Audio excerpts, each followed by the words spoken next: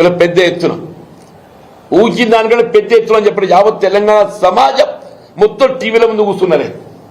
జగిత్యాల రోడ్ల మీద ఎట్లయితే ఎల్ఈడీల ముందు కూర్చున్నారో ఆ 8 గంటల సమయం లోపల ఎప్పుడు కేసీఆర్ గారు మాట్లాడతారు, ఏం మాట్లాడతారు, మా భవిష్యత్తు ఎట్లా నిర్దేశిస్తారు, మాకేం ప్రణాళిక ఇస్తారు అని ఆలోచిస్తున్న మొత్తం టీవీల ముందు కూర్చున్నారా. ఇది రేవంత్ రెడ్డి అడ్డుకుందామని ఎన్ని కుట్రలు చేసినా కానీ నిన్న రేటింగ్ చూపెడుతుంది సంజయ్ వీళ్ళ కోర్టు ఎమ్మెల్యే గారు రేటింగ్ ఎట్లా పోయింది అని చెప్పారు.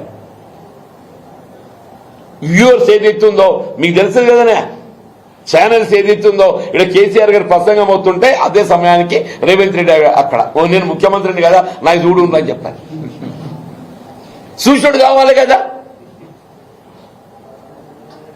అంటే ఏదైనా కానీ ఏదైతుందో ఇవాళ రాష్ట్రంలో జరుగుతున్న పరిణామాలు, జగిత్యాల్లో జరుగుతున్న పరిణామాలు అంటే వాస్తవంగా కూడా ఎవరైనా పార్టీని వీడాలని ఎవరు కూడా భావించాం. వాస్తవంగా సఫికేషన్ 20 మాసాలు ఏదైతుందో నిజంగా కూడా నేను అంటే మానసికంగా నేను ఎదుర్కొన్నటువంటి ఒక ఇబ్బందులు క్షోభ కేసీఆర్ గారు ఏదైతుందో పెద్ద మనసుతో నిన్నే చెప్పాను నేను బహిరంగ సభలో. కేసీఆర్ గారు పెద్ద మనసుతో ఏదైతే నాకు చేయుతనిచ్చిండ్రు, నన్ను హక్కుని చేర్చుకున్నారని చెప్పంటారు, నా హక్కుని చేర్చుకున్నారని చెప్పంటున్నాను. నాకు బీఆర్ఎస్ పార్టీలో చేరే అవకాశం కల్పించి నా ప్రజా జీవితానికి ఒక నూతన అధ్యాయం ఆరంభింపబడ్డదంటున్నా. నా ప్రజా జీవితానికి ఏదైతుందో ఒక నూతన అధ్యాయం ఆరంభింపబడ్డని చెప్పంటున్నా. ఇది ఏకైక లక్ష్యం ఏదైతుందో ఈ తెలంగాణ రాష్ట్ర పునర్నిర్మాణం, దాని కేసీఆర్ గారి యొక్క సారథ్యం లోపల బీఆర్ఎస్ పార్టీ ప్రభుత్వం నెలకొల్పబడ్డప్పుడు మాత్రమే మా అందరి యొక్క కర్తవ్యం నెరవేరుతుందనే ఒక భావన అభిప్రాయం వ్యక్తం చేస్తుంది. సీఎం రేవంత్ రెడ్డి ఏమంటున్నారు, పదవి లేకుండా ఒక ఏడాది కూడా ఉండలేకపోయారా జీవన్ రెడ్డి అని అంటే నా అసలు నేను చెప్పిన నా రాజకీయ జీవితం తెరిచిన పుస్తకం. నేను 94కి వెళ్ళి 2004 దాకా పదవి లేకుంటున్నాను. ఒక్క నిమిషం, 94కి వెళ్ళి 2004 దాకా పదవి లేకుంటున్నా. 2014 నుంచి ఏదైతే ఉందో 23 దాకా పదవి లేకుండా ఎన్నప్పుడు పదవి కాదు, శాసన మండలి సభ్యత్వం కూడా ఏదైతుందో రాజకీయాలకు అతీతంగా నాకు అవకాశం వచ్చింది. నాకు నిజంగానే పదవి కావాలని కోరుకున్నట్టయితే ఇప్పుడే చెప్పాను నేను, నాకు పార్టీ ప్రేమ చట్టం కూడా అడ్డు లేకుండే. 2019లో నీ ఏకైక శాసన మండలి సభ్యుని కాబట్టి నాకు పదవి లేకుండా కూడా పార్టీ ప్రేమ చట్టం నాకు అడ్డు లేకుండే. వీళ్ళు పదవి కాదు, వాళ్ళకి పదవి వస్తలేదు. ఇక్కడ కేసీఆర్ గారు ఏదైతుందో నాకు పోరాట లక్ష్యం అని చెప్పడం, వీళ్ళ ప్రజాక్షేత్రం లోపల ఏదైతుందో ప్రజల పక్షాన నిలబడి పోరాటం చేసేటువంటి ఒక బాధ్యత చెప్పంటున్నా. ఇది పదవి కాదు. అందరూ కూడా మీరు 2 ఏళ్ళు రోడ్ల మీదనే ఉండాలి. పదవుల కోసం వెంపర్లాడేది రేవంత్ రెడ్డి. ఆయన ఎవరు వేం నరేంద్ర రెడ్డి ఏం సేవ చేసిందే కాంగ్రెస్ పార్టీకి.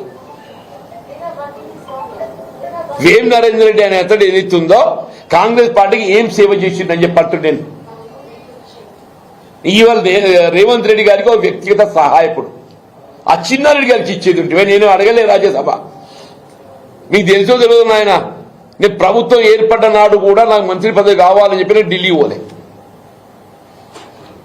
రాష్ట్రంలో కాంగ్రెస్ ప్రభుత్వం ఏర్పడ్డ నాడు కూడా ఎవరైనా మంత్రి పదవి కావాలని చెప్పారంటే కాంగ్రెస్ పార్టీ అధిష్టానం ఢిల్లీలో ఉంటుంది కదా, నేను పోలే ఢిల్లీకి. పిసిసి అధ్యక్ష పదవి కొరకు కూడా నేను ఢిల్లీ పోలే.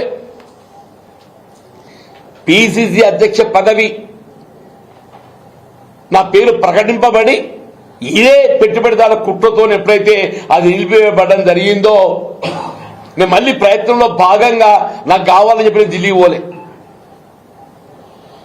వీళ్ళ అవకాశాలు ఏదైతుందో సమర్థతతో వస్తాయని అనుకోండి, నేను అవకాశాలు సమర్థతతో వస్తాయని అనుకున్నా. కానీ కుట్రపూరితంగా ఏదైతుందో వీళ్ళ రేవంత్ రెడ్డి గారు లాంటి వాళ్ళు ఏదైతుందో ఇవాళ పదవుల కోసం కాదులని ఆయన ఆత్మగౌరవం లేకుండా చేసిండు. వీళ్ళ ఆత్మగౌరవం ఆత్మ అభిమానం కొరకు ఏదైతుందో నేను బయటకు వచ్చినా చెప్పంట. నాకు ఆత్మ గౌరవం ఆత్మ అభిమానం ప్రధానం అని చెప్పంటున్నా, పదవులు కాదు. పదవులు వెంపర్లాట రేవంత్ రెడ్డి కుట్టాని తెలుగుదేశం పార్టీ తెలంగాణ రాష్ట్రం అధికారం రావటం సాధ్యం కాదు, అది తెలుసు. ఏం చేయాలి అధికారం రావాలంటే ఓ స్కెచ్ గీసిండు ఎవరు, చంద్రబాబు నాయుడు గారు. ఆయననే ఇంకో ఈయన తొమ్మ చూపెట్టాడు, ఇంకో నువ్వు ఈ బాట ఓరనాయన. ఎవడైనా ఎమ్మెల్యే రాజీనామా చేస్తే ఎవరికి ఇస్తారా?